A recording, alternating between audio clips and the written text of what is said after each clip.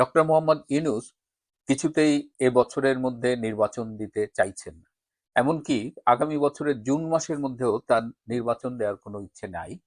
তিনি চাইছেন যে আরো ২-৩ বছর তিনি যদি ক্ষমতাটা আঁকড়ে রাখতে পারেন এবং এই ৩ বছরের মধ্যে যদি তার সদ্য গঠিত কিংস পার্টি এনসিপি যদি কোনো একটা অবস্থান তৈরি করতে পারে, তাহলে তিনি ৩-৪ বছর পরে একটা সুবিধাজনক সময়ে নির্বাচন দেবেন। এটা তার মনের কথা। যদিও বাইরে তিনি একেক সময় একেক কথা বলেন। তো এই যে ৩-৪ বছর ক্ষমতায় থাকার জন্য তিনি নানান উপায় অবলম্বন করছেন। তার আন্তর্জাতিক যে মানে গডফাদাররা ছিল তারা অধিকাংশই আগের মতো সবল অবস্থানে নেই, তারা একটু বাটে আছে। যেমন বাইডেন এখন ক্ষমতাচ্যুত, হ্যাঁ, সোরেস তার ছেলে অ্যালেক্স সোরেস এদের দিয়ে কিছু প্রভাব তিনি কাজ করাতে চাচ্ছে। ট্রাম্প প্রশাসনের মধ্যে লুকিয়ে থাকা বাইডেনের যেসব অনুসারীরা রয়েছে তাদের নানানভাবে আহ, কাজে লাগানোর চেষ্টা করছে। এর বাইরে তিনি চাচ্ছে যে তিনি এমন কিছু একটা ম্যাজিক্যাল কিছু করবেন যেটা দেখে দেশের লোক সব ধন্য, ইউনূস ধন্য করবে এবং তারা চাইবে যে না, এই লোকটার অনেক দিন ক্ষমতায় থাকা উচিত। তিনি কিন্তু শুরু থেকে এই ম্যাজিকটা দেখানোর চেষ্টা করেছেন। প্রথম ম্যাজিকটা ছিল সংস্কারের ম্যাজিক, হ্যাঁ, এবং তিনি অনেকগুলো সংস্কার কমিশন করেছেন। কিন্তু সেই সংস্কার ম্যাজিকটা কিন্তু এমনভাবে ফ্লপ করবে এটা হয়তো উনি ধারণাও করেননি। মানে এটা একটা হাস্যকর ম্যাজিক হয়ে গেছে যে এই যে দেবপ্রিয়র মানি লন্ডারিং নিয়ে, কিংবা এই অসাংবিধানিক বিশেষজ্ঞ যে সংবিধান এর বিশেষজ্ঞ নয় তার নেতৃত্বে আলী রিয়াজ যে সংবিধান কমিশন করেছিল, তারা যে সংস্কার প্রস্তাব করেছে, এইসব কোনো সংস্কার নিয়ে দেশবাসীর মধ্যে ন্যূনতম কোনো আগ্রহ নাই। তার কিছু চেলা চামুন্ডা এটা নিয়ে টকশোতে কথা বলে, নিয়ন্ত্রিত মিডিয়ায় কথা বলে, এর বাইরে সাধারণ মানুষের কোনো আগ্রহ নাই। সো এই সংস্কার ম্যাজিকটা ফেল করছে। তিনি নানানভাবে এই যে বিদেশে যান, বিভিন্ন মিডিয়ার সাথে কথা বলেন, বিদেশে যে ৪০-৫০টা মিটিং করেন এবং প্রতিবারই এই মিটিংয়ে ওনার আশা থাকে যে এই মিটিংয়ের একটা আউটকাম থাকবে, পজিটিভ রেজাল্ট থাকবে, কিন্তু কোনো মিটিং থেকে তিনি এই পর্যন্ত পজিটিভ রেজাল্ট আনতে পারেননি। বাংলাদেশে বিনিয়োগ ৭২% কমেছে এই ৮ মাসে, যেখানে বিনিয়োগের ফোয়ারা বন্যা বয়ে যাওয়ার কথা। তো এই অবস্থায় ডক্টর ইউনূস আবার সর্বশেষ মোদির সাথে মিটিং করে তিনি ভেবেছিলেন যে এই ম্যাজিকে দেশবাসী বোধহয় একদম উদ্বেলিত হয়ে পড়বে আর কি।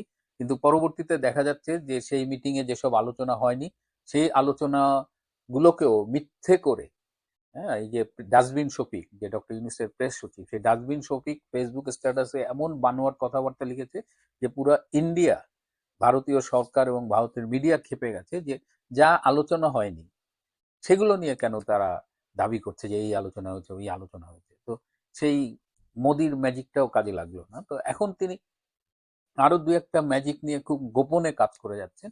এই গোপন ম্যাজিকের কথা আমি আপনাদের কাছে বলবো না, হ্যাঁ, কিন্তু তিনি লেগে আছেন। কিন্তু এদিকে জেনারেল ওয়াকার কিন্তু দেখা হলেই তাকে স্মরণ করিয়ে দেন যে এই বছরের ডিসেম্বরের মধ্যে নির্বাচন করতে হবে। এই জেনারেল ওয়াকার খুব সতর্ক একটা অবস্থানে আছেন যে ডিসেম্বরের মধ্যে, এবছর ডিসেম্বরের মধ্যে নির্বাচন করে তিনি আর্মিকে ব্যারাকে ফিরিয়ে নিয়ে যেতে চান। এবং জেনারেল ওয়াকারের উপরে একটা আন্তর্জাতিক চাপও আছে। যেসব আন্তর্জাতিক দেশ, মানে যেসব প্লেয়াররা বাংলাদেশের ব্যাপারে ম্যাটার করে, লাইক আমেরিকা, ভারত, তো এইসব দেশের পক্ষ থেকেও একটা চাপ আছে যে একটা সুষ্ঠু নিরপেক্ষ নির্বাচন যেন ডিসেম্বরের মধ্যে করা হয়। তো এটা হলো একদিকে ইউনূস বিভিন্ন ম্যাজিক দেখায় ক্ষমতা প্রলম্বিত করতে চায়, আর একদিকে জেনারেল ওয়াকার একটু প্রেশার করতে চায় যাতে তার সেই প্রথম দিকে বলা 18 মাসের মধ্যে নির্বাচন সেটি যেন করা হয়। এর বাইরে কিছু বাস্তবতা আছে, যেমন এই যে একটি নির্বাচনের কথা বলা হচ্ছে, এই নির্বাচনটি কি একটি পাতানো খেলা হবে নাকি একটি অবাধ সুষ্ঠু নিরপেক্ষ নির্বাচন হবে? কারণ আওয়ামী লীগের পক্ষ থেকে অলরেডি আপত্তি জানানো হয়েছে, অন্যান্যরাও আপত্তি জানাচ্ছে যে ডক্টর ইউনূসের পক্ষে একটা নিরপেক্ষ নির্বাচন দেওয়া সম্ভব না, কারণ সে এখন একটা পার্টি, এনসিপি তার পার্টি। তো যেহেতু সে এনসিপি তে বিলং করে এবং সেহেতু তার পক্ষে একটা সবার জন্য অবাধ নিরপেক্ষ সুষ্ঠু নির্বাচন করা সম্ভব না। জেনারেল ওয়াকারের পক্ষে কি একটি সুষ্ঠু নিরপেক্ষ নির্বাচন আয়োজনে সাহায্য করা সম্ভব কিনা, জেনারেল ওয়াকারের ভূমিকাটা কোথায়? জেনারেল ওয়াকারের ভূমিকা নিয়েও কিন্তু প্রশ্ন আছে। জেনারেল ওয়াকারের কিন্তু এই 5ই আগস্ট থেকে আজ পর্যন্ত তার ভূমিকা কিন্তু খুবই রহস্যজনক। তিনি নানান সময় নানান কথা বলেন, কিন্তু তিনি আসলে কি করতে চাচ্ছেন সেটা নিয়ে সন্দেহ আছে। তবে তিনিও যে একটি নিরপেক্ষ, অবাধ, সুষ্ঠু নির্বাচনের সহায়ক ভূমিকা পালন করবেন না, সেটি আমার কাছে মনে হয়। কারণ তিনি অলরেডি এই হাসনাত এবং সার্জিসের সাথে কথায় গত 11ই মার্চ ক্যান্টনমেন্টে একটি ইনফর্মাল আলোচনায় বলেছেন যে একটা দুর্বল বিরোধী দল হিসেবে আওয়ামী লীগকে তিনি নির্বাচনে আনবেন, মানে কয়েকটা সিট দিয়ে। তো এটা কেমন কথা হইল? মানে আপনারা আসন, এবং সেই মিটিংয়ে কিন্তু আসন বন্টন নিয়ে আলোচনা হয়েছে, কোন পার্টিকে কত সিট দেওয়া যেতে পারে, এবং আওয়ামী লীগকে একটি দুর্বল বিরোধী দল হিসেবে তারা আনবে। আওয়ামী লীগকে রিফাইন্ড আওয়ামী লীগ হিসেবে তারা চেষ্টা করেছে, যে কয়েকটা নাম বাজারে ছেড়ে দেখেছে যে তাদের নেতৃত্বে একটা খণ্ডিত আওয়ামী লীগ করে, হ্যাঁ, আওয়ামী লীগকে সংসদ নির্বাচনে এনে 5-10টা সিট ধরায় দিয়ে। এটা কিন্তু জেনারেল ওয়াকারের ব্রেন চাইল্ড, এবং জেনারেল ওয়াকার যদি এইটা ধরে রাখে এবং এনসিপির হাসনাত সার্জিদের সাথে আসন বন্টন নিয়ে আলোচনা করে, তাহলে তার অধীনেও বা তার সহায়তাও যে অবাধ, সুষ্ঠু, নিরপেক্ষ নির্বাচন হবে কিনা, এই প্রশ্নগুলো কিন্তু আমাদের তোলা উচিত। এছাড়াও আরেকটা বিষয় আছে, যে 5ই আগস্ট এবং জুলাই আগস্টে জেনারেল ওয়াকার করেছে, সে পাপের শাস্তির ভয় কিন্তু তাকে তাড়া করে ফেরে। সারাক্ষণ তার ভয় থাকে যে যে অন্যায় করেছে দেশের প্রতি, সেই অন্যায়ের জন্য তার কি শাস্তি হবে।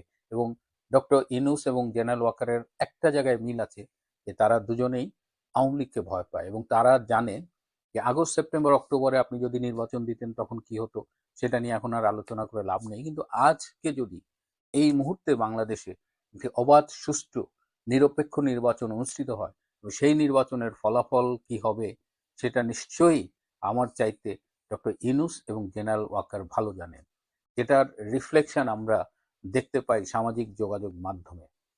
মোটামুটি গ্রহণযোগ্য জরিপ সমূহে দেখা যায় যে বাংলাদেশ আওয়ামী লীগ অনেক এগিয়ে আছে, এবং এই মুহূর্তে একটি নিরপেক্ষ নির্বাচন হলে আওয়ামী লীগ যে সংখ্যাগরিষ্ঠ আসনে জয়লাভ করবে, এটা নিয়ে কোনো সন্দেহ নাই। That's the reflection of the current Bangladesh, specially reflection of the field.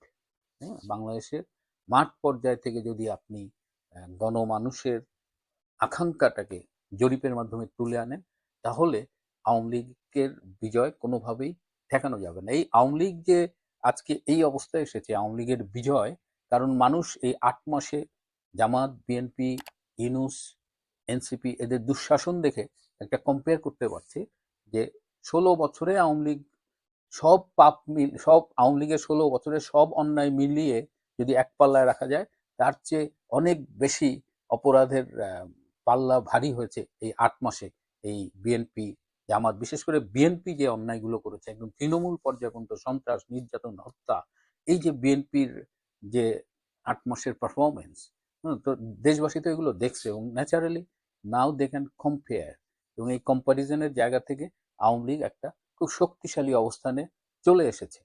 এর জন্য আওয়ামী লীগকে যে অনেক কষ্ট করতে হয়েছে তা না, হ্যাঁ, বরং আওয়ামী লীগকে সেই শক্তিশালী অবস্থানে নিয়ে আসার পেছনে এই ইউনূসের ব্যর্থতা, জামাত বিএনপির ষড়যন্ত্র ব্যর্থতা, সব কিছুর একটা ভূমিকা রয়েছে। সুতরাং বাংলাদেশের রাজনীতি কিন্তু এই মুহূর্তে অনেক জটিল অবস্থার মধ্যে পড়ে গেছে। হ্যাঁ, যে আমরা যে বলছি একটি নির্বাচন চাই, সেই নির্বাচনটি আসলে আমরা কি চাই?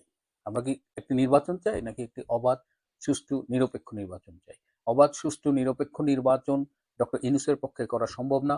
জেনারেল ওয়াকার একটা সুষ্ঠু, নিরপেক্ষ নির্বাচন করতে কতটা আগ্রহী, সেটাও আমাদের কিন্তু মনে সন্দেহ জাগে। সুতরাং অবাধ, সুষ্ঠু, নিরপেক্ষ নির্বাচন যদি করতেই হয়, সেটা কিভাবে করা যায় সেই মেকানিজমটাও ডেভেলপ করতে হবে, এবং সেখানে জাতীয়, আন্তর্জাতিক প্লেয়াররা কিভাবে ভূমিকা রাখবে, সেই আলোচনাগুলো শুরু হওয়া উচিত।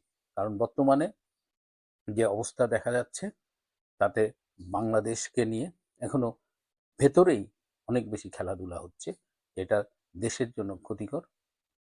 আজকে যদি আওয়ামী লীগ নির্বাচনে অংশগ্রহণ না করে, যদি একটা পাতানো খেলা হয়, যদি একটা ষড়যন্ত্রের নির্বাচন হয়, সেই নির্বাচন কিন্তু আন্তর্জাতিকভাবে গ্রহণযোগ্যতা পাবে না। আপনি হয়তো ক্ষমতা জোর করে নির্বাচনের নামে ক্ষমতা দখল করে সরকার চালাতে পারেন, কিন্তু খুব সুষ্ঠুভাবে যে চালাতে পারবেন আমার মনে হয় না। প্রিয় বন্ধুরা, আজ এ পর্যন্তই। ভালো থাকবেন, সুস্থ থাকবেন। দর্শক, সম্পূর্ণ ভিডিওটি দেখলেন, আশা করি বিষয়টি বুঝতে পেরেছেন। এই নিয়ে আপনার গুরুত্বপূর্ণ মন্তব্যটি অবশ্যই কমেন্ট বক্সে জানিয়ে দিবেন। ধন্যবাদ।